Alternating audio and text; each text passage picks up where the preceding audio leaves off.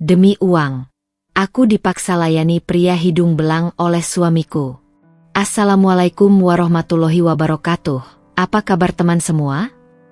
Semoga kalian dalam keadaan sehat, dimudahkan rezekinya, dan dilancarkan segala urusannya, serta penuh dalam kebahagiaan. Sebelum masuk ke cerita jangan lupa bantu like, komen, dan subscribe ya. Rani Astuti menghela napas panjang saat menyelesaikan lipatan terakhir dari tumpukan pakaian kotor yang sejak kemarin belum sempat ia urus. Hari itu, matahari Bekasi bersinar garang meski waktu baru menunjukkan pukul 9 pagi.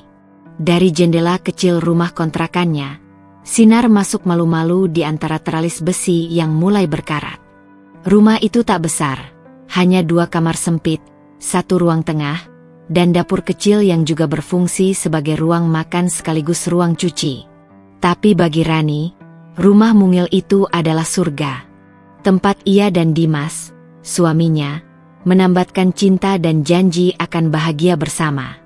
Rani adalah perempuan sederhana. Ia bukan sarjana, bukan anak orang kaya, bukan pula wanita yang gemar berdandan dan bersolek. Ia hanya lulusan SMA yang dulunya bekerja sebagai kasir di sebuah minimarket waralaba di dekat terminal. Sejak kecil, hidupnya keras. Ayahnya meninggal dunia karena serangan jantung saat ia baru berusia 15 tahun. Ibunya kemudian bekerja sebagai pembantu rumah tangga demi membiayai sekolah Rani dan adik bungsunya, Rika. Kakak pertamanya, Rahmat, sudah lama merantau dan jarang pulang. Hanya sesekali mengirim kabar dan uang seikhlasnya. Semua itu membentuk Rani menjadi pribadi yang mandiri, kuat, dan tak banyak menuntut dari hidup. Ia bertemu Dimas di minimarket tempatnya bekerja. Saat itu, Dimas datang sebagai pelanggan yang mengeluh karena AC di ruang belanja rusak dan membuat suasana pengap. Dimas, teknisi panggilan dari sebuah jasa servis AC rumahan, akhirnya memperbaiki alat pendingin itu. Entah kenapa, sejak saat itu, ia sering mampir. Kadang untuk beli minuman dingin, kadang sekadar menyapa. Lama-lama, mereka saling mengenal. Rani jatuh cinta bukan karena Dimas tampan, karena memang tidak. Dimas hanya pria biasa dengan tinggi sedang, kulit agak gelap, dan wajah datar yang akan sulit diingat jika bertemu di jalan. Tapi sikapnya sopan, kata-katanya menenangkan, dan caranya memperlakukan Rani membuat gadis itu merasa dihargai. Dimas adalah pria yang pandai membuat perempuan merasa dibutuhkan. Ia tahu cara merayu, memuji, dan memeluk hati perempuan yang rapuh karena lelah hidup. Saat melamar Rani, ia hanya membawa cincin perak yang katanya dibeli dari hasil lembur malam-malam, tapi di mata Rani, itu lebih berharga dari emas sekalipun. Mereka menikah secara sederhana, hanya dengan akad di rumah, nasi tumpeng dari catering murah, dan undangan yang dicetak seadanya. Pernikahan mereka sudah berjalan 3 tahun. Rani berhenti kerja atas permintaan Dimas, karena suaminya ingin ia fokus di rumah. Biar aku saja yang kerja, kamu istirahat. Capek kerja terus, ya? Kata Dimas waktu itu. Rani terharu, merasa dihargai sebagai istri. Padahal dalam hati, ia masih ingin membantu keuangan rumah tangga. Tapi cinta membuatnya menurut. Cinta membuatnya percaya bahwa Dimas tahu apa yang terbaik untuk mereka. Hari-hari mereka sederhana. Dimas berangkat pagi, membawa tas alat servis AC-nya, dan pulang malam. Kadang pulang dengan badan bau keringat, tapi tetap membawa senyum dan cerita dari rumah ke rumah yang ia kunjungi. Rani selalu menyambutnya dengan secangkir teh hangat dan handuk bersih. Meskipun hidup pas-pasan, kadang harus meminjam ke warung tetangga sebelum tanggal gajian Dimas cair, Rani tak pernah mengeluh. Ia percaya, selama cinta ada, semua bisa dihadapi bersama. Namun, belakangan, ada yang berbeda. Dimas semakin jarang pulang tepat waktu. Ia sering berkata ada panggilan servis malam, bahkan di akhir pekan. Ponselnya selalu dalam mode diam, dan bila berdering, Dimas buru-buru mengangkatnya sambil menjauh. Rani tak langsung curiga, Ia pikir Dimas sedang sibuk, sedang menabung untuk masa depan mereka. Tapi malam-malam panjang tanpa kabar mulai menumbuhkan perasaan aneh di hati Rani. Ia mencoba mengusir prasangka, mencoba meyakinkan diri bahwa suaminya adalah lelaki baik. Lelaki yang dulu berkata, "Aku kerja banting tulang bukan buat kaya, tapi buat kamu nyaman." Namun, rasa nyaman itu kini mulai memudar. Rani mulai merasa seperti tinggal bersama orang asing. Pelukan Dimas terasa kosong, tatapannya kadang menghindar, dan sapaan hangatnya kini hanya basa-basi yang terlambat datang. Dan Rani tidak tahu bahwa semua perhatian yang ia kira cinta, semua janji yang ia genggam erat sebagai pegangan, selama ini hanya topeng. Topeng yang Dimas pakai agar ia bisa tetap disebut suami baik, agar rumah tangga ini terlihat utuh, padahal hatinya sudah lama pergi. Dimas menyimpan sesuatu yang gelap, sesuatu yang akan mengubah hidup Rani selamanya. Dan cinta yang Rani tahu, ternyata bukan cinta yang sebenarnya. Pagi itu, seperti biasa, Rani menyiapkan sarapan dengan menu sederhana. Nasi putih, telur dadar, dan sambal terasi yang ia ulek sendiri. Tangannya bergerak otomatis, seolah tubuhnya sudah hafal rutinitas itu meski hatinya tidak lagi seutuh dulu. Di meja makan, 2 piring sudah ia tata, lengkap dengan 2 gelas air putih. Tapi hanya satu yang akan terisi hari ini. Lagi-lagi, Dimas tidak pulang semalam. Sudah 4 kali dalam sebulan Dimas tidak pulang tanpa kabar. Dan setiap kali itu terjadi, Rani hanya bisa duduk di ruang tamu hingga larut, memeluk ponsel yang sunyi dari pesan. Ia menunggu sambil menyulam harapan bahwa suaminya baik-baik saja. Tapi harapan itu kini mulai menipis. Pagi ini, matanya bengkak karena menangis semalaman. Tapi ia tetap berdiri, tetap melanjutkan rutinitas seolah semuanya masih baik-baik saja. Dimas pulang jam 11 siang, dengan mata sembab dan jaket lusuh yang bau asap rokok. Langkahnya gontai, dan ia langsung masuk kamar tanpa menegur Rani sama sekali. Rani mengikuti dari belakang, mencoba tetap tenang. "Mas, kamu dari mana semalam?" tanyanya pelan. "Servis AC." "Lembur," jawab Dimas pendek, tanpa menoleh. Ia mencopot jaket lalu membaringkan diri di kasur tanpa mencuci muka, tanpa ganti baju. "Kenapa nggak kabarin?" lanjut Rani, mencoba menahan nada kecewa. "Capek, Ran. Jangan nanya-nanya mulu." "Ya, aku kerja buat siapa coba?" Suara Dimas meninggi, membuat Rani mundur perlahan. Dulu, Dimas adalah pria yang lembut. Ia selalu mengusap kepala Rani tiap kali marah. Tapi sekarang, suaranya sering meledak. Nada bicaranya berubah kasar, seperti orang yang tak lagi peduli. Dan yang paling membuat Rani bingung, Dimas kini selalu meminta uang. Padahal selama ini, Dimas yang menafkahi rumah tangga mereka. Tapi sejak 2 bulan terakhir, ia kerap meminjam uang dari Rani. Jumlahnya tidak besar, kadang 50.000, kadang 100. Awalnya Rani tak berpikir macam-macam. Ia hanya berpikir Dimas mungkin butuh tambahan untuk ongkos atau beli alat servis. Tapi belakangan, permintaan itu semakin sering. Bahkan ketika Rani sendiri mulai kesulitan mengatur uang belanja. "Ran, ada duit nggak? 100 aja. Besok aku ganti." Begitu kata Dimas suatu malam sambil memainkan ponselnya. "Buat apa, Mas?" tanya Rani hati-hati. "Ya buat kerjalah. Buat beli bensin.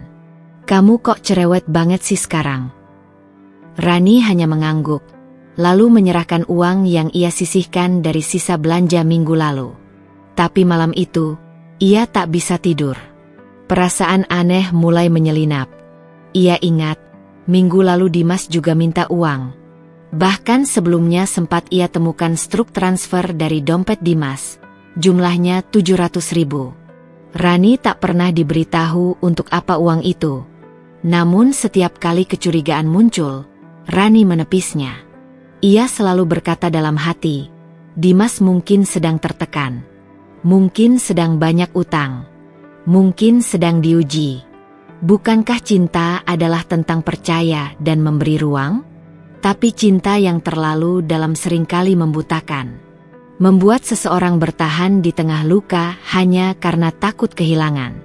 Dan itulah yang Rani alami. Ia terus membela Dimas. Bahkan ketika perlakuannya mulai menyakitkan. Ia menutup telinga ketika tetangga mulai berbisik tentang Dimas yang terlihat nongkrong larut malam di warung kopi, tentang perempuan muda yang duduk di boncengan motornya. Jangan dengerin omongan orang. Mereka cuma iri sama kita. Dimas berkata suatu malam saat Rani bertanya, ragu-ragu. Tapi kata-kata itu tidak lagi terasa menenangkan. Ada sesuatu yang hilang dari tatapan mata Dimas. Sesuatu yang dulu membuat Rani yakin, kini justru membuatnya ragu. Di tengah kebimbangan itu, Rani mencoba mencari penguat. Ia kembali membuka buku catatannya, daftar pengeluaran harian yang biasa ia tulis. Tapi di sana, angka-angka tak lagi sesuai dengan uang di dompet. Ia mulai menghitung, menelusuri kemana perginya uang belanja yang semakin sering jebol sebelum waktunya. Lalu ia menemukan satu kantong plastik kecil tersembunyi di balik rak buku. Isinya bukan barang berharga. Hanya tisu basah, 2 bungkus kondom, dan selembar nota hotel kelas melati. Tangannya bergetar. Dadanya sesak. Tapi otaknya masih mencoba membantah. Mungkin bukan milik Dimas. Mungkin ini bukan yang kupikirkan. Rani duduk diam berjam-jam, memandangi benda-benda itu dengan mata kosong. Ia ingin marah. Ia ingin berteriak. Tapi tubuhnya terlalu lelah untuk memberontak. Yang bisa ia lakukan hanyalah menangis. Dalam diam. Hari itu, Rani akhirnya sadar bahwa tanda-tanda itu bukan kebetulan. Bahwa kecurigaan yang selama ini ia anggap dosa, justru adalah petunjuk. Ia telah terlalu lama menyangkal. Terlalu lama menutup mata atas perubahan Dimas. Dan sekarang, semua mulai terbuka. Tapi apakah ia siap untuk menghadapi kenyataan? Atau ia akan tetap tinggal dengan cinta yang perlahan berubah jadi luka? Hari itu, udara terasa lebih panas dari biasanya. Angin hanya sesekali bertiup, dan langit Bekasi tampak redup seperti sedang menahan hujan yang tak jadi turun. Rani baru selesai menyiram tanaman di teras kecil rumah kontrakannya ketika Dimas pulang lebih awal dari biasanya.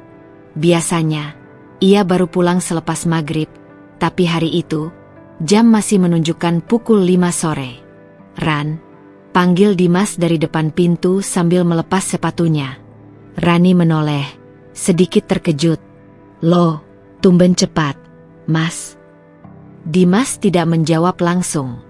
Ia hanya tersenyum tipis lalu duduk di kursi ruang tamu, mengelap wajahnya dengan handuk kecil yang selalu ada di tas alat servisnya. Aku mau ajak kamu keluar malam ini, katanya tiba-tiba. Rani mengerutkan kening. Keluar? Kemana? Temani aku ke acara makan malam. Ada temanku, Pak Darto, orang penting. Dia ngajak ketemuan sekalian mau bahas bisnis bareng. Ucap Dimas sambil menatap mata Rani, seolah ingin menunjukkan keseriusan. Bisnis? Emang Mas sekarang kerja sama dia? Rani masih bingung. Baru rencana, sih. Tapi penting. Aku pengin kamu ikut. Nanti kamu aku kenalin sekalian sebagai istri. Biar kelihatan profesional. Gitu. Jelas Dimas. Rani mengangguk perlahan. Ada rasa aneh di perutnya. Entah gugup atau curiga, ia tak tahu.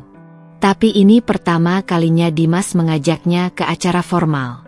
Biasanya, Dimas selalu pergi sendiri dan tidak pernah mengizinkan Rani ikut. Tapi malam itu berbeda. Dimas bahkan menyuruhnya berdandan sedikit. Pakai baju yang rapi. Ya, yang kelihatan anggun. Aku jemput jam 7. Ucapnya sambil mengambil air minum di kulkas.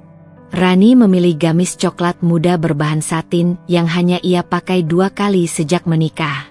Ia menyisir rambutnya rapi, mengoleskan sedikit bedak dan lipstik tipis, lalu menatap pantulan wajahnya di cermin. Ada rasa canggung yang menggelitik. Sudah lama ia tidak berdandan untuk Dimas. Terakhir kali mereka keluar makan bersama mungkin lebih dari setahun yang lalu.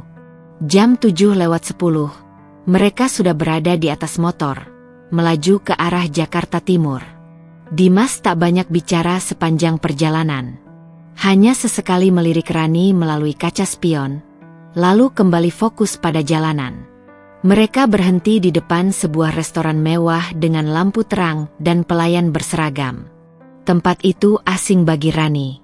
Ia belum pernah makan di restoran seperti itu. Tangannya menggenggam tas kecilnya erat, keringat dingin membasahi telapak tangan meski pendingin ruangan menyambut mereka saat masuk. Di dalam, seorang pria parubaya berdiri menyambut dengan senyum lebar. Pakaiannya rapi, jas hitam mengilap, dan cincin besar mencolok di jari manis tangan kanan. "Ini pasti istri Mas Dimas?" tanyanya dengan suara berat namun ramah. Rani tersenyum, mengangguk sopan. "Iya, Pak. Saya Rani." "Cantik. Cocok sekali jadi pendamping Mas Dimas. Silakan duduk, silakan duduk." Mereka bertiga duduk di meja sudut ruangan. Makanan disajikan, minuman diisi ulang, dan percakapan mengalir lancar tentang bisnis pendingin ruangan, jasa servis, dan proyek yang katanya sedang dibidik bersama. Rani hanya mendengar sambil sesekali tersenyum saat diminta komentar. Ia tidak paham sepenuhnya isi pembicaraan mereka, tapi ia berusaha tampil sopan dan mendukung. Namun, ada sesuatu dari Pak Darto yang membuat Rani tidak nyaman. Tatapan matanya sering menatap terlalu lama, terlalu dalam. Cara ia memuji Rani juga terasa berlebihan. "Mas Dimas ini beruntung sekali, punya istri cantik, setia, dan manis begini," katanya sambil tertawa pelan, lalu menyesap kopinya. Rani hanya membalas dengan senyum tipis. Dimas tidak bereaksi, hanya ikut tertawa, seolah itu pujian biasa. Tapi Rani merasa ada sesuatu yang tidak beres. Ketika makan malam selesai dan mereka berpamitan, Pak Darto meraih tangan Rani untuk bersalaman. Genggamannya erat, dan matanya menatap terlalu dalam lagi. "Semoga kita bisa sering ketemu ya, Bu Rani," ucapnya sambil menyeringai. Di perjalanan pulang, Rani diam. Hatinya tak nyaman. Tapi ia menahan semua tanya. "Pak Darto itu kerja di mana, Mas?" tanyanya akhirnya. "Dia itu investor. Banyak proyeknya. Orang kaya, tapi low profile. Nanti aku bakal kerja sama dia. Kalau lancar, hidup kita bisa jauh lebih enak, Ran," jawab Dimas sambil menyalakan rokok. Rani hanya mengangguk. Tapi pikirannya berkelana. Kenapa harus aku yang diajak? Kenapa bukan rekan kerja Dimas lainnya? Tapi ia simpan semua keraguan itu sendiri. Lagi-lagi, ia menepisnya dengan satu alasan yang sudah terlalu sering ia pakai. Karena ia mencintai Dimas. Apa yang tak akan dilakukan seseorang demi cinta? Namun malam itu, tatapan mata Pak Darto tertinggal di benak Rani lebih lama dari yang seharusnya. Ia belum tahu bahwa perkenalan itu bukanlah awal rezeki, melainkan awal dari kehancuran yang pelan-pelan mengintainya dari balik senyum seorang pria asing. Malam itu, langit tampak seperti ikut meratap. Awan hitam menggantung berat, dan suara petir menggelegar di kejauhan. Rani duduk di kursi kayu ruang tamu, tubuhnya menggigil bukan karena dingin, tapi karena firasat buruk yang entah kenapa tak juga mau pergi sejak makan malam tempo hari. Dimas datang membawa satu set baju baru, masih terlipat rapi dalam kantong belanja. Gamis modern berwarna merah marun, lengkap dengan hijab senada. Ia meletakkannya di pangkuan Rani sambil berkata, "Pakai ini malam ini. Kita ada janji lagi dengan Pak Darto." Rani menatap suaminya dalam diam. Napasnya terasa berat. "Mas, ini kenapa lagi? Kenapa aku harus ikut?" tanyanya lirih. Dimas tak langsung menjawab. Ia berjalan ke dapur, mengambil sebotol air, lalu duduk di seberangnya. Ia menunduk, seperti sedang menyusun kalimat. Aku butuh bantuanmu, Ran. Ini cuma sekali aja. Pak Darto minta kamu menemaninya malam ini di hotel. Tapi cuma temani aja, ngobrol sebentar.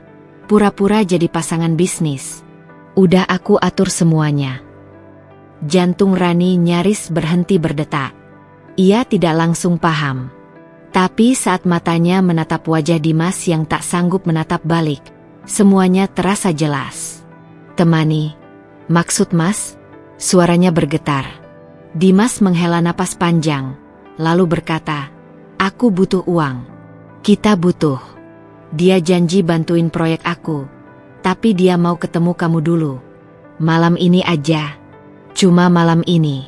Kamu temani dia. Setelah itu, semuanya beres. Aku janji. Dunia Rani runtuh saat itu juga. Air matanya menetes tanpa bisa ditahan. Ia berharap ini mimpi. Tapi wajah suaminya yang nyata di depan mata, membuat semua luka menancap dalam dan menyakitkan. Jadi Mas, jual aku. Suaranya nyaris tak terdengar. Dimas berdiri, mulai kesal. Jangan lebay, Ran. Aku lakuin ini buat kita. Aku nggak punya pilihan. Kamu pikir enak minta bantuan orang? Aku cuma butuh kamu nurut sekali aja. Demi masa depan kita. Rani berdiri, menatap suaminya dengan mata berkaca-kaca. Hatinya seperti disayat pisau berkarat. Bukan hanya karena Dimas menjual harga dirinya, tapi karena orang yang selama ini ia percayai, yang ia cintai sepenuh hati, ternyata menjadikan cintanya sebagai alat tukar. Mas pikir aku benda? Punya hati atau enggak sih, Mas? Aku istri kamu. Isaknya pecah. Dimas tak menjawab. Ia hanya menatap lantai, tak punya keberanian menatap wajah istri yang hatinya telah ia hancurkan dengan tangannya sendiri. Rani berdiri di depan kamar hotel dengan tangan gemetar. Dalam hatinya, ia menangis sepanjang jalan. Tapi ia tak kuasa kembali. Dimas mengancam dengan kata-kata yang belum pernah ia dengar sebelumnya. Kalau kamu nolak, jangan pulang. Aku anggap kamu bukan istri aku lagi. Ia masuk ruangan itu seperti boneka kayu. Tak bernyawa. Pak Darto menunggunya dengan senyum lebar dan mata yang menyapu tubuhnya dari ujung kaki hingga ujung rambut. Cantik sekali malam ini, Rani. Bisiknya. Rani tak menjawab. Ia duduk di ujung ranjang, tubuh kaku seperti batu. Di dadanya, badai berkecamuk. Ia ingin kabur. Tapi kakinya tak sanggup bergerak. Ia ingin menjerit. Tapi suaranya tertelan sakit yang tak bisa dijelaskan dengan kata-kata. Ketika malam itu berakhir, bukan tubuh Rani yang paling luka. Yang paling hancur adalah jiwanya. Ia pulang dini hari, berjalan pelan seperti orang yang kehilangan arah. Matanya kosong. Bibirnya tak sanggup mengucap satu kata pun. Di rumah, Dimas sudah tertidur pulas di kasur. Rani berdiri lama di ambang pintu kamar, memandangi pria yang dulu ia panggil suami. Kini terlihat seperti orang asing yang tak ia kenal lagi. Ia masuk kamar mandi, menggosok tubuhnya hingga kulitnya perih. Tapi rasa kotor di dalam hatinya tak hilang. Air mata bercampur air keran. Tangisnya pecah, tanpa suara. Malam itu, Rani mati. Bukan secara fisik, tapi cintanya. Harga dirinya. Kepercayaannya. Yang tersisa hanyalah perempuan yang dihancurkan oleh orang yang paling ia percaya. Hari-hari setelah malam itu menjadi gelap, bahkan saat matahari bersinar terang. Rani hidup seperti bayangan dari dirinya yang dulu. Tubuhnya masih bernapas, tapi jiwanya perlahan mati. Tiap malam, tiap tatapan lelaki asing yang tak ia kenal, tiap kata-kata manis palsu yang disampaikan lewat senyum menjijikkan. Dimas tak lagi berbasa-basi. Ia kini bicara tanpa malu, tanpa belas kasihan. Jadwal-jadwal itu datang lewat pesan singkat. Nama-nama asing yang harus Rani temui. lokasi hotel, waktu kedatangan, dan permintaan khusus dari setiap klien. Ran, nanti jam 8 malam, di Hotel Harmony, kamar 1107. Namanya Pak Benny. Dia orang penting. Jaga sikap ya, tulis Dimas suatu malam. Hanya itu. Tanpa permintaan maaf. Tanpa penjelasan. Tanpa perasaan. Rani membaca pesan itu dengan tangan bergetar. Tubuhnya terasa berat, seperti membawa batu besar di punggung. Tapi ia tak menolak, tak lagi melawan. Ia tahu, jika ia bicara, Dimas akan kembali berteriak, atau bahkan mencampakkannya sepenuhnya. Ia takut, bukan hanya pada Dimas, tapi juga pada dunia yang kejam pada perempuan sepertinya. Siapa yang akan percaya? Siapa yang akan membela? Ia hanya seorang istri, yang katanya seharusnya patuh pada suami. Tak banyak orang yang mau tahu lebih dalam. Mereka lebih suka menghakimi daripada mengerti. Di dalam kamar hotel itu, Rani berdiri mematung di depan cermin besar. Ia memandangi wajahnya sendiri. Matanya sembab, pipinya tirus. Senyum yang dulu mudah ia beri, kini tak lagi punya tempat di wajahnya. "Cantik kamu malam ini," suara lelaki di belakangnya mengagetkan. Rani tidak menjawab. Ia hanya memejamkan mata, menahan napas panjang, berharap waktu bisa dipercepat, berharap semua ini hanya mimpi buruk yang akan segera usai saat ia bangun. Tapi ia tidak bangun. Karena ini nyata. Dan tiap malam, mimpi buruk itu datang lagi dan lagi, dalam wujud pria-pria yang membayarnya untuk sesuatu yang tak bisa dibeli. Kehormatan, harga diri, dan luka yang tak kasat mata. Di rumah, ia diam. Ia tetap memasak. Ia tetap mencuci. Ia tetap melipat pakaian Dimas dan menyiapkan kopi hitam kesukaannya tiap pagi. Seolah tidak ada apa-apa. Padahal hatinya berdarah tiap kali melihat pria itu duduk santai menonton televisi, atau tertawa menelpon seseorang di ruang tamu. Kadang ia ingin berteriak. Kadang ia ingin membakar rumah itu. Kadang ia ingin menghilang. Tapi mulutnya bungkam. Karena ia tahu, suara perempuannya tak akan didengar. Ia takut dunia tahu. Takut disebut istri tak tahu diri. Takut keluarganya malu. Takut anak-anak kecil di lingkungan rumahnya kelak menunjuk dan berkata, "Itu perempuan yang dulu suka keluar malam," katanya pelacur. Jadi ia diam. Tangisnya ditelan malam. Lukanya dikubur di balik hijab yang tetap ia pakai dengan rapi, walau hatinya compang-camping. Ia mulai sulit tidur. Mimpi-mimpi buruk datang menghampiri. Tubuhnya menggigil tiap mendengar dering pesan masuk. Ia bahkan sempat berdiri di pinggir rel kereta, menatap kereta yang melintas dengan tatapan kosong. Tapi ia tak melompat. Karena di ujung hatinya yang sudah remuk, masih ada secuil harapan kecil, bahwa suatu hari, entah kapan, semuanya akan berakhir.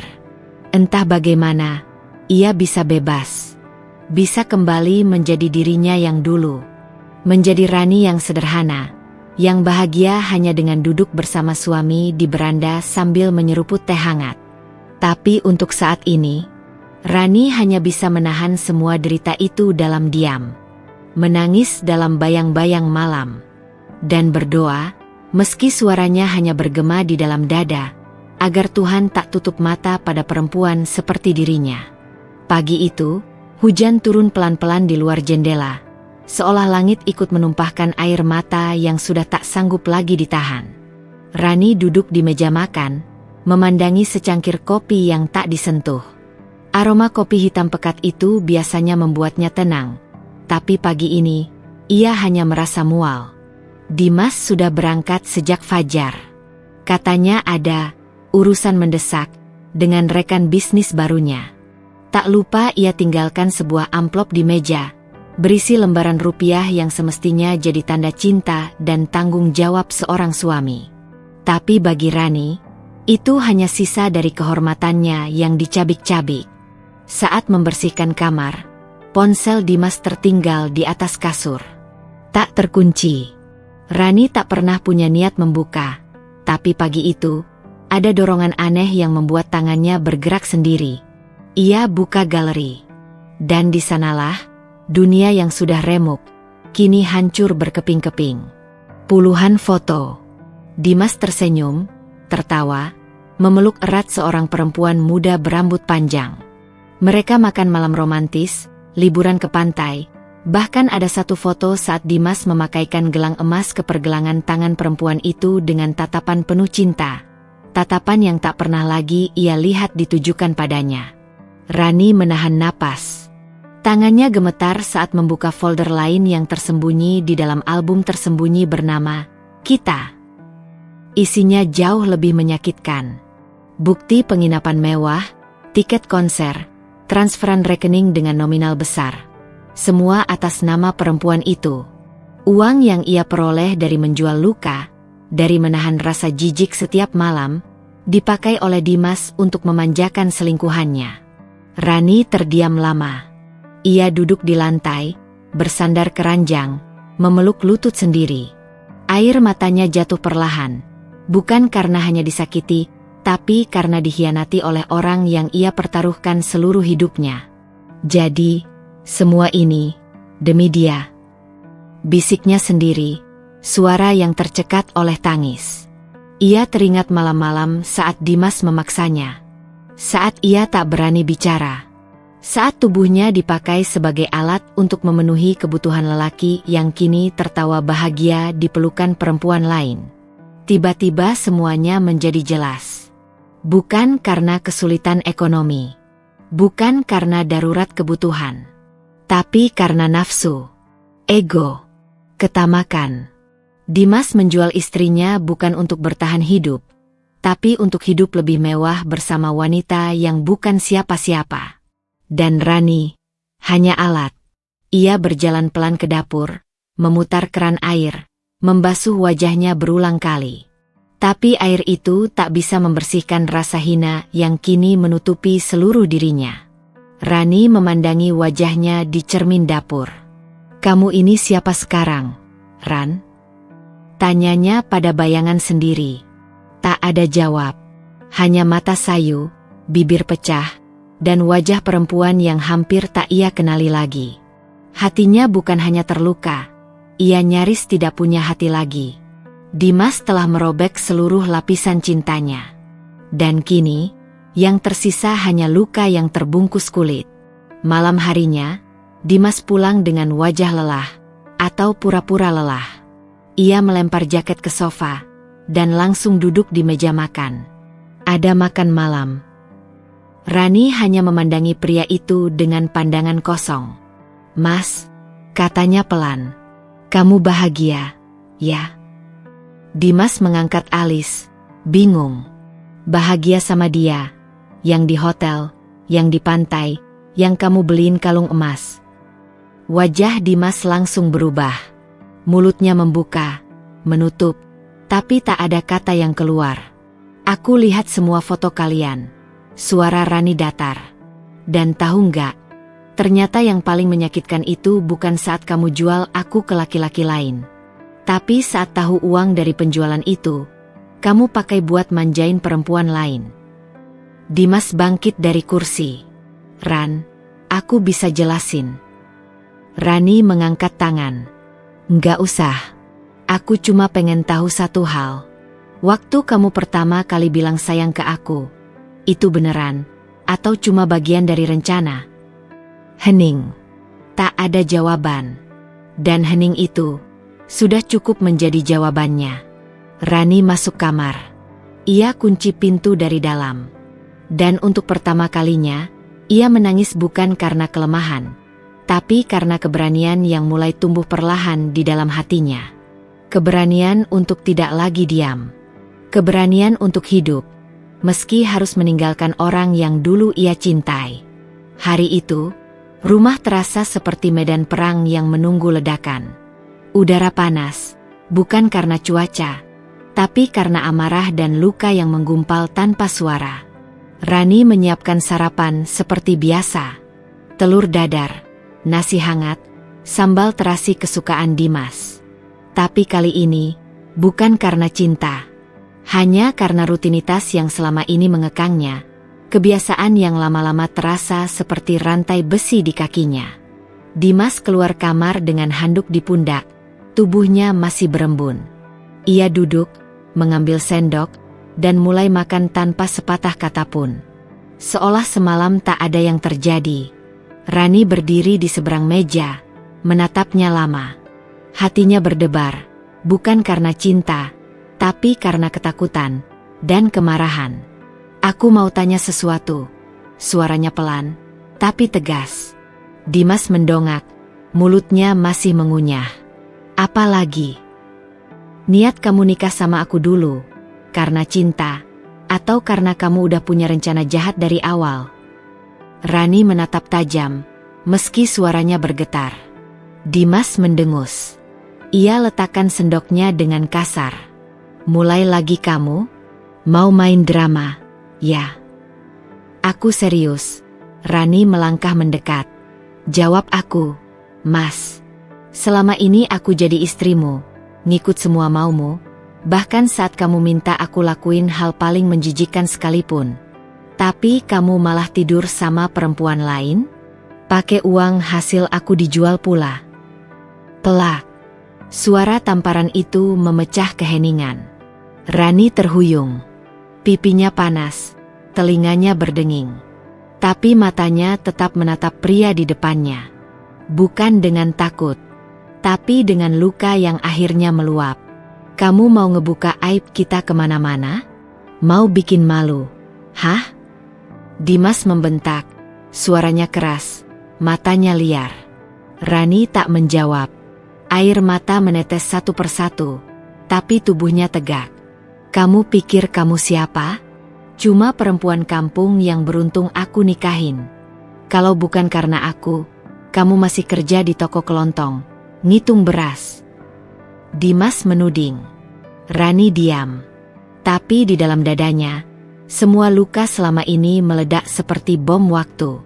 Aku bukan barang, Mas, bisiknya. Aku bukan boneka yang bisa kamu jual sesuka hati. Aku istrimu. Tapi kamu bahkan gak layak disebut suami. Dimas maju, wajahnya makin panas. Tapi kali ini Rani tak mundur. Kamu ancam aku? Tanya Dimas. Enggak, jawab Rani. Tapi aku capek. Capek jadi korban. Capek pura-pura kuat. Capek menutup semua aib ini supaya orang lain masih nganggap kita keluarga bahagia. Tangisnya pecah, tapi tak ada kelemahan di sana. Tangisnya bukan menyerah, tapi tanda luka-luka lama yang akhirnya pecah dan menjerit keluar. Aku nggak tahu harus kemana. Aku bahkan takut buka mulut, takut dihakimi. Tapi yang paling aku takutin sekarang, Mas, adalah jadi perempuan yang terus diam dan akhirnya mati dalam kehinaan. Dimas terdiam. Tatapan Rani kini bukan tatapan perempuan yang kalah, tapi perempuan yang terluka terlalu dalam. Dan karena itu, tidak lagi takut apapun. Kalau aku harus pergi, aku akan pergi. Tapi bukan karena kalah.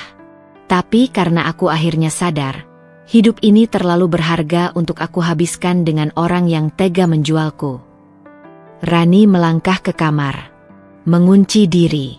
Dan untuk pertama kalinya, ia membiarkan diri menangis sepuasnya, tanpa menyalahkan dirinya lagi.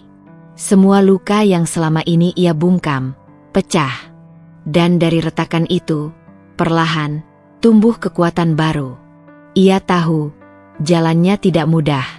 Tapi lebih baik berjalan sendiri, daripada terus hidup dalam penjara yang bernama pernikahan. Sejak malam itu, Rani bukan lagi perempuan yang sama. Ia tetap bangun pagi seperti biasa, tetap menyeduh kopi, dan tetap menyiapkan sarapan. Tapi di balik wajahnya yang tenang, ada badai yang sedang disusun dengan rapi. Ia tak lagi menangis diam-diam di kamar. Kini, pikirannya penuh strategi. Bukan lagi untuk bertahan, tapi untuk pergi, dan membongkar semuanya.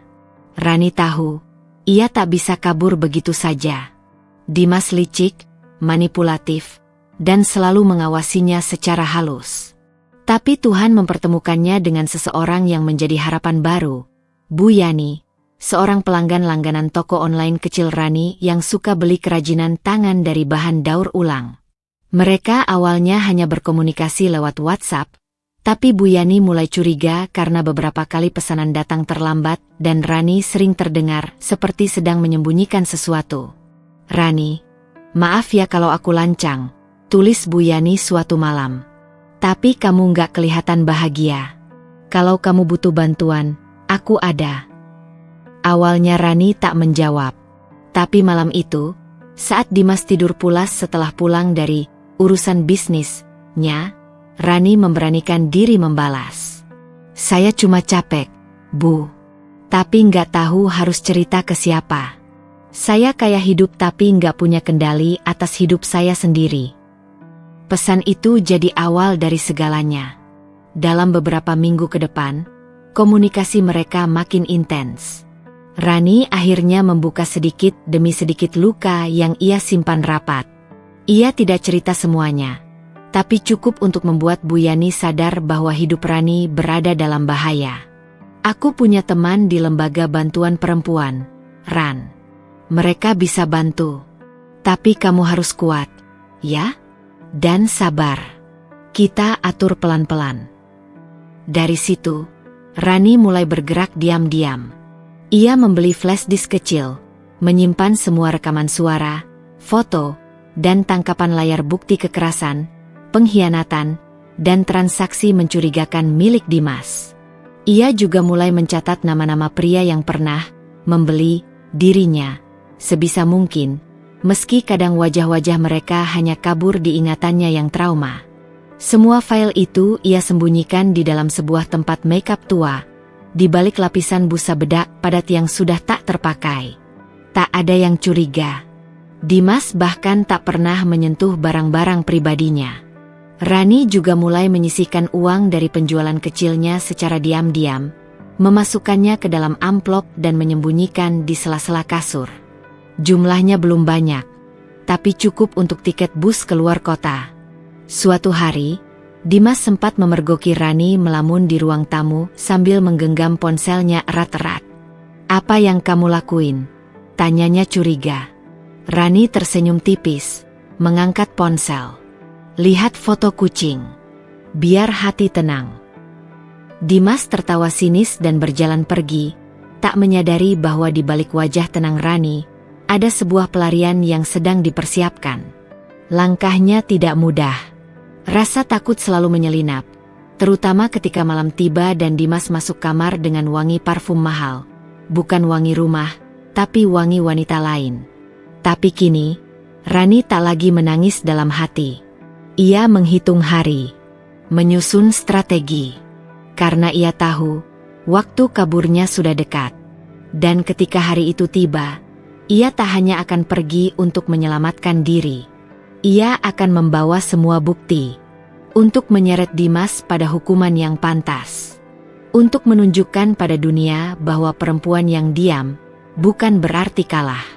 Hari itu, Rani berdiri di depan kantor polisi. Tangannya menggenggam sebuah tas kecil yang berisi file penting. Di dalam tas itu, ada rekaman, foto, salinan transaksi, dan bahkan dokumen yang bisa membuka mata dunia tentang apa yang sebenarnya telah terjadi dalam pernikahannya dengan Dimas. Semua bukti yang ia kumpulkan dengan hati-hati, disembunyikan dalam kegelapan, kini siap untuk diungkap. Dengan langkah yang mantap, ia melangkah memasuki ruang pengaduan. Ada rasa takut yang menggerayangi, tapi jauh di dalam dirinya, rasa itu kalah dengan dorongan untuk membebaskan dirinya dan para perempuan lain yang mungkin menjadi korban. "Selamat pagi, Bu. Ada yang bisa saya bantu?" Seorang petugas polisi menyapa dengan ramah. Rani menatapnya sejenak, lalu meletakkan tas kecil itu di atas meja. "Saya ingin melaporkan suami saya. Dia terlibat dalam perdagangan wanita, dan saya punya bukti-buktinya." Petugas itu mengerutkan kening. "Perdagangan wanita? Anda yakin, Bu?" Rani mengangguk tegas. Saya yakin. Dan saya ingin dia dihukum. Dengan tangan yang sedikit gemetar, ia mulai membuka file satu persatu, menunjukkan rekaman-rekaman yang ia ambil secara diam-diam saat Dimas berbicara dengan para pria yang membeli tubuhnya, serta bukti transfer uang yang jelas mengarah pada praktik ilegal yang lebih besar. Kami menemukan ini dari sebuah jaringan yang sudah lama beroperasi. Tapi saya tidak tahu ada kaitannya dengan Dimas, tambah Rani, menahan air mata yang sudah hampir menetes. Saya cuma seorang istri yang terjebak dalam pernikahan yang penuh kebohongan dan pengkhianatan. Petugas itu mendengarkan dengan seksama, kemudian berkata, "Ini informasi yang sangat penting, Bu. Kami akan segera memeriksa dan melakukan investigasi." Rani tidak tahu apa yang akan terjadi selanjutnya, tapi ia merasa seperti beban besar yang menindih dadanya mulai sedikit terangkat. Paling tidak, ia tahu bahwa ia tak lagi berjuang sendirian. Setelah laporan dibuat, Rani diberi waktu untuk pulang dan menunggu proses selanjutnya. Namun, tak lama setelah itu, dunia yang ia coba sembunyikan mulai memojokkan dirinya dalam cara yang tak terduga. Media mulai meliput kisahnya. Salah seorang wartawan yang mendengar tentang kasus ini langsung menghubunginya. "Ibu Rani, apakah benar bahwa suami Anda terlibat dalam jaringan perdagangan wanita?" tanya wartawan itu dengan hati-hati, namun langsung menembus pertahanan Rani yang sudah mulai rapuh. "Ya, saya bisa membuktikannya," jawab Rani, suaranya bergetar, tetapi tetap tegas. "Ini bukan hanya tentang saya, tapi tentang perempuan-perempuan lain yang mungkin masih terjebak di bawah kendali pria-pria seperti Dimas." Berita itu tersebar cepat. Dalam hitungan jam, berbagai stasiun berita mulai meliput cerita Rani, kisah seorang istri yang dipaksa menjadi bagian dari jaringan perdagangan manusia, yang berakhir dengan keberanian untuk melawan. Wajahnya muncul di televisi, di berbagai media sosial, dan di surat kabar. Waktu yang sangat berat baginya, tapi juga sebuah langkah penting untuk mengungkap kebenaran yang selama ini disembunyikan. Rani tidak tahu apakah itu akan memberi dampak positif atau justru menyakitkan. Tapi satu hal yang ia tahu, untuk pertama kalinya, ia tidak merasa sendirian. Ada banyak perempuan di luar sana yang mungkin juga terjebak dalam situasi yang sama, dan mungkin kisahnya bisa memberi mereka keberanian untuk melawan. Namun, di balik sorotan kamera dan banyaknya perhatian dari publik, Dimas, suaminya, terlihat semakin gelisah. Tak lama setelah berita itu mulai merebak, ia mencoba menghubungi Rani berkali-kali, meninggalkan pesan-pesan penuh ancaman. "Jangan buat aku semakin marah, Ran. Kamu tahu akibatnya," tulis Dimas dalam satu pesan singkatnya. "Ini semua salah kamu. Kalau kamu berani bawa-bawa kasus ini, hidupmu akan lebih buruk daripada yang kamu bayangkan." Tapi kini, Rani sudah tak takut lagi.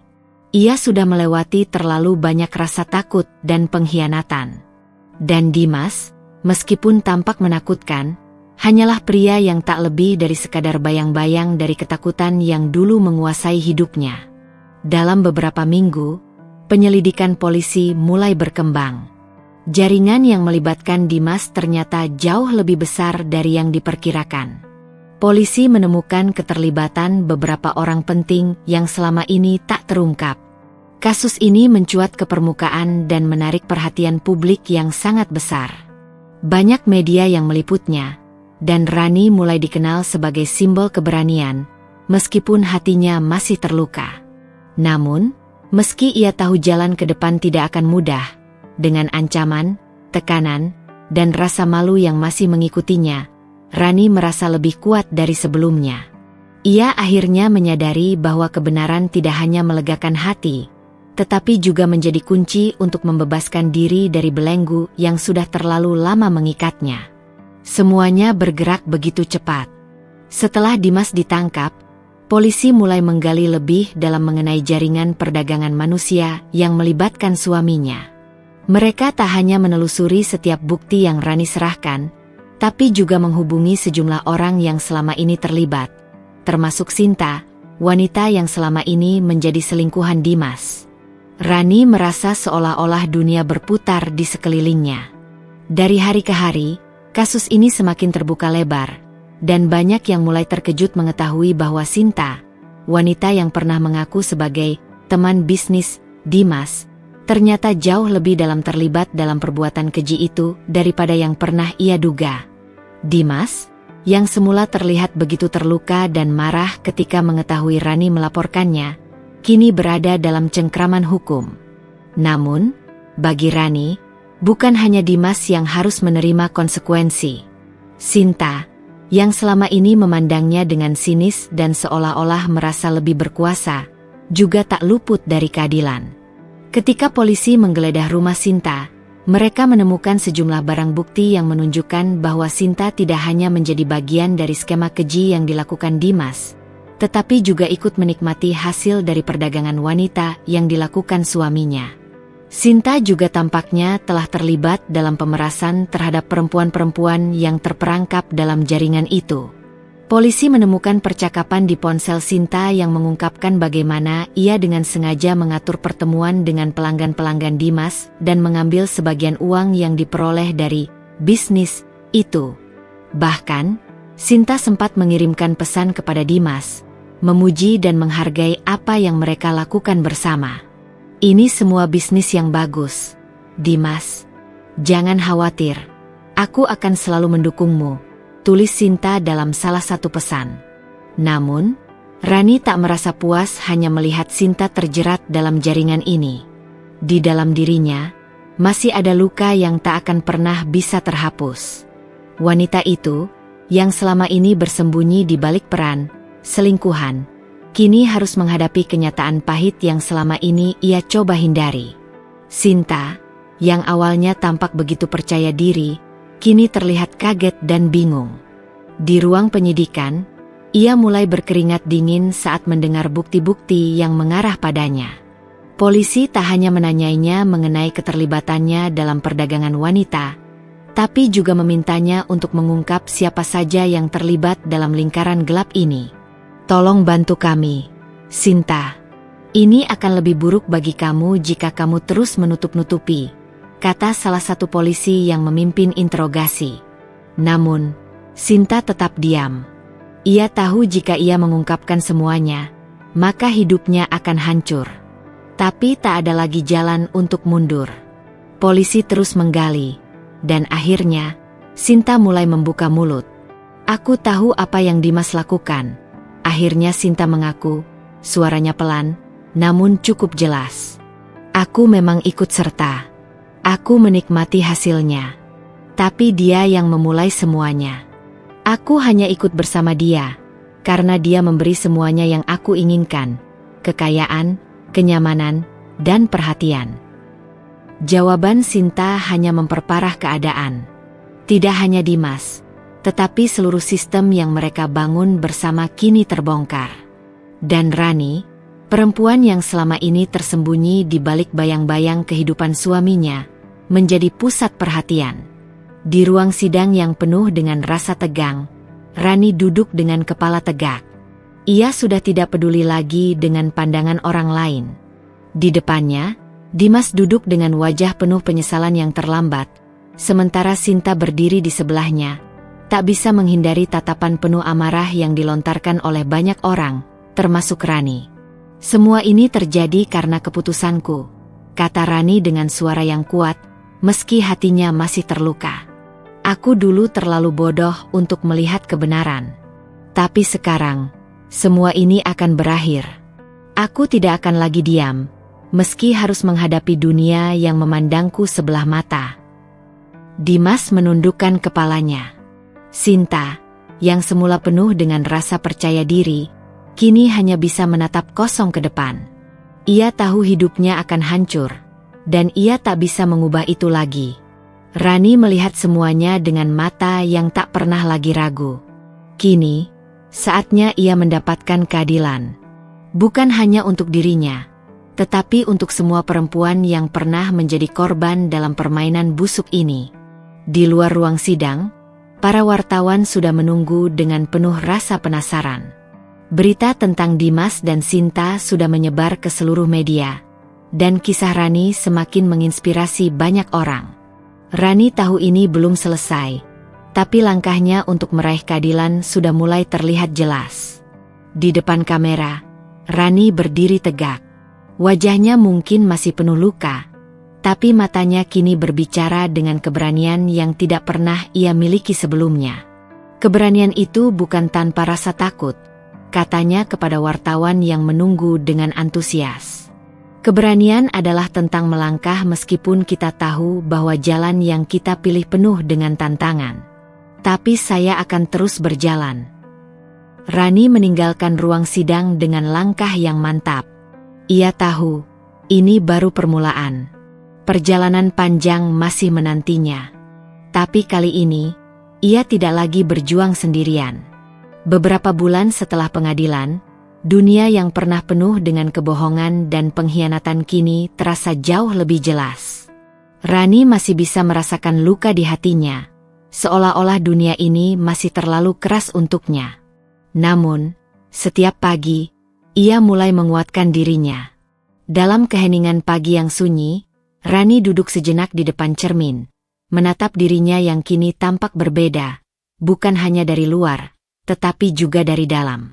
Perjalanan panjang untuk sembuh baru saja dimulai. Komunitas perempuan penyintas yang selama ini mendukungnya memberi kekuatan baru dalam dirinya. Mereka bukan hanya teman, tetapi juga saudara dalam perjuangan.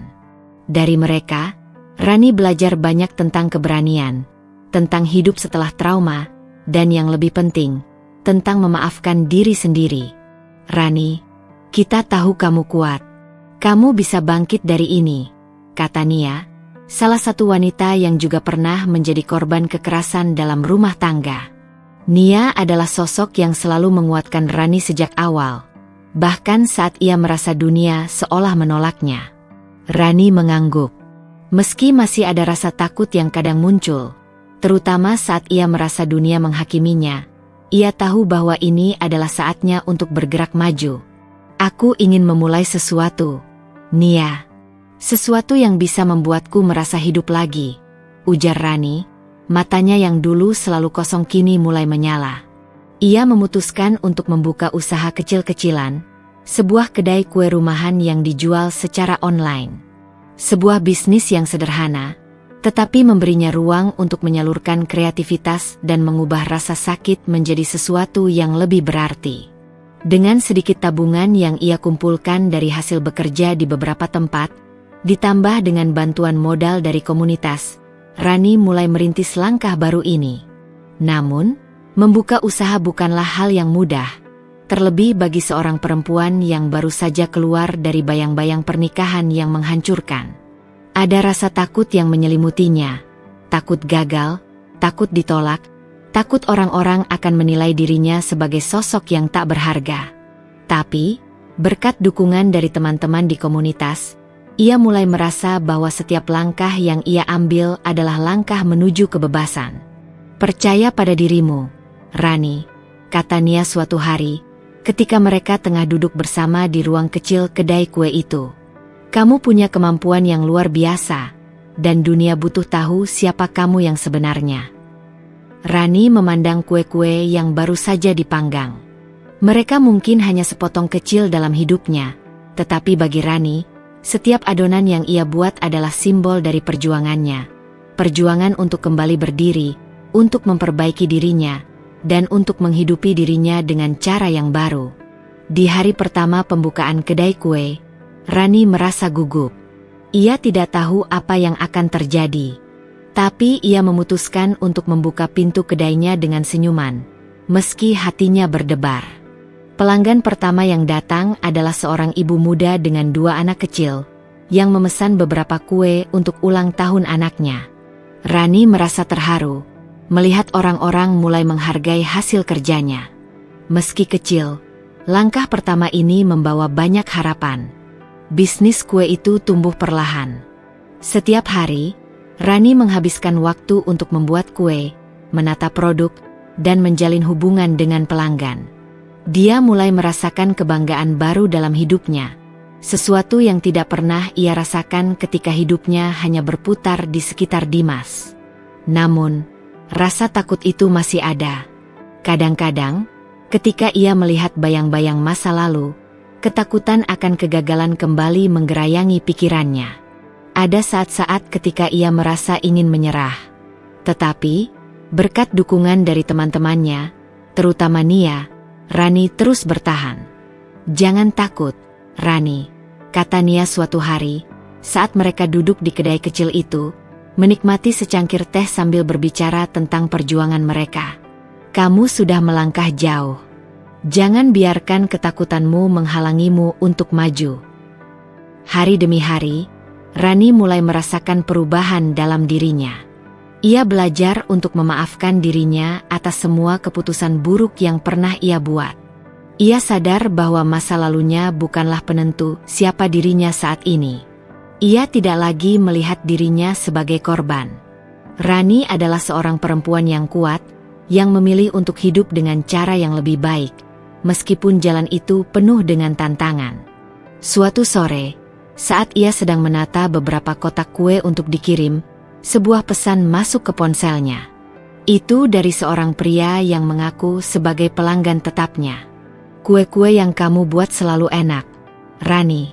Teruskan usaha ini, kamu bisa sukses," tulisnya. Rani menatap pesan itu dengan mata yang sedikit berkaca. Kata-kata itu membuatnya merasa dihargai, meski hanya oleh seorang pelanggan. Terkadang, hal kecil seperti itu mampu memberikan kekuatan yang luar biasa. Kehidupan Rani mulai menemukan ritmenya sendiri. Ia tidak lagi hidup dalam bayang-bayang suaminya yang kejam. Ia belajar untuk mencintai dirinya sendiri, untuk menerima bahwa kesalahan adalah bagian dari hidup, dan bahwa kebahagiaan sejati dimulai dari dalam dirinya. Namun, meski begitu banyak yang berubah dalam hidupnya, ada satu hal yang tidak pernah hilang, kenangan tentang perjuangan panjang yang membawanya ke titik ini. Ia akan selalu mengenang saat-saat gelap dalam hidupnya sebagai pelajaran berharga yang membentuk siapa dirinya sekarang. "Ini adalah Rani yang baru," katanya dalam hati, sambil menatap kedainya yang semakin ramai dengan pelanggan.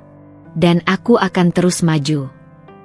Setiap luka yang ditinggalkan oleh masa lalu, setiap air mata yang jatuh di malam yang sunyi, kini menjadi bagian dari perjalanan yang jauh lebih berarti dalam hidup Rani. Ia telah membangun hidupnya kembali, bukan hanya untuk dirinya, tetapi juga untuk mereka yang masih terjebak dalam pernikahan beracun, untuk mereka yang merasakan kekuatan dunia menghancurkan mereka. Rani tahu betul bagaimana rasanya merasa tak berdaya, bagaimana hidup dalam penjara yang diciptakan oleh orang yang seharusnya mengasihinya.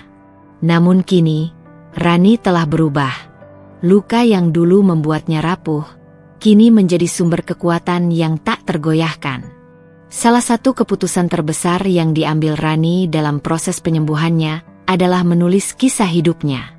Dengan ketekunan, ia mulai menuangkan setiap perasaan, setiap detail penderitaan, dan setiap langkah perjuangan yang ia jalani. Buku itu bukan hanya sekadar catatan hidup, tetapi juga sebuah pesan kepada dunia, terutama bagi para perempuan yang merasa terjebak dalam hubungan yang tidak sehat. Ini untuk kalian yang merasa sendiri, yang merasa tidak ada jalan keluar. Aku pernah merasa seperti itu. Tapi kalian tidak sendirian.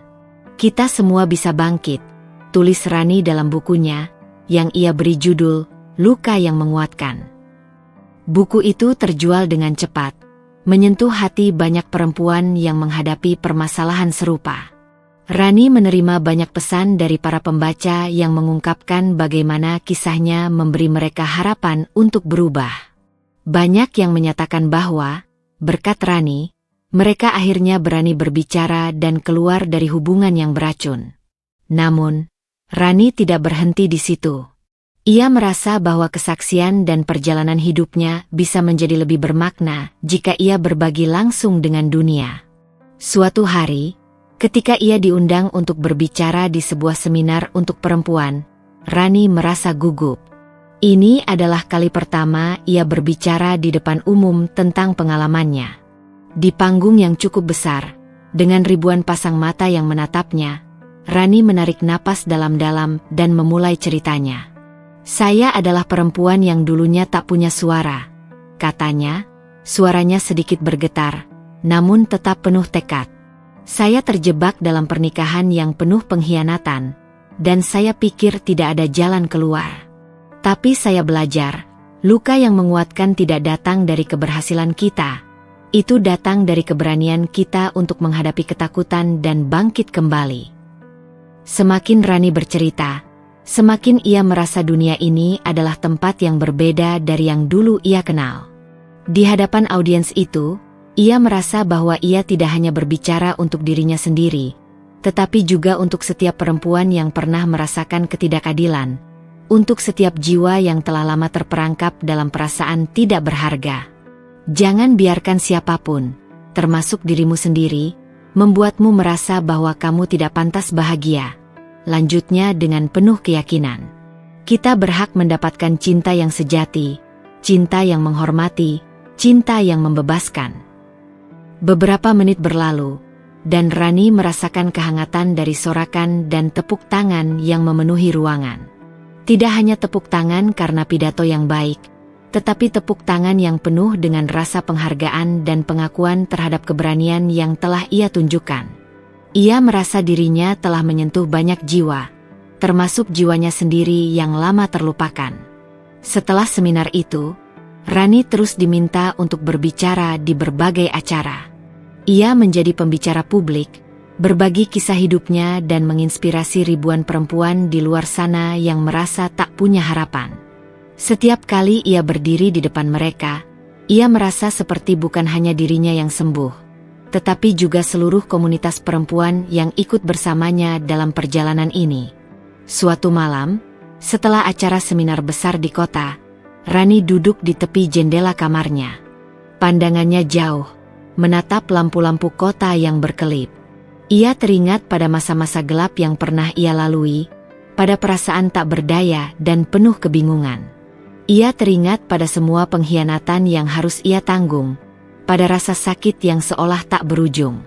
Tetapi kini, setelah semua itu, ia tahu satu hal, bahwa luka-luka itu bukanlah akhir dari hidupnya. Luka-luka itu adalah awal dari perjalanan yang lebih indah. Kini, Rani tidak lagi melihat dirinya sebagai korban dari sebuah pernikahan yang rusak. Ia melihat dirinya sebagai seorang pejuang. Pejuang yang telah belajar untuk mencintai dirinya sendiri, untuk meraih kebahagiaan meski dunia terkadang terasa kejam. Rani tahu bahwa setiap langkah yang ia ambil, setiap cerita yang ia bagikan, adalah untuk membantu mereka yang masih terperangkap dalam kegelapan menemukan jalan keluar. Luka yang menguatkan, gumamnya pelan. Itulah yang membuat kita menjadi siapa kita sekarang. Dan aku bangga dengan siapa aku hari ini. Rani tersenyum, merasakan kedamaian yang perlahan mengisi hatinya. Ia tahu, meski perjalanan hidupnya masih panjang, ia telah menemukan kekuatan yang sejati, kekuatan yang datang dari dalam dirinya, kekuatan yang tak akan pernah bisa dirampas oleh siapapun. Ia adalah seorang perempuan yang telah bangkit dari luka-lukanya, dan kini, ia menjadi cahaya bagi banyak orang yang sedang berjuang untuk menemukan jalannya.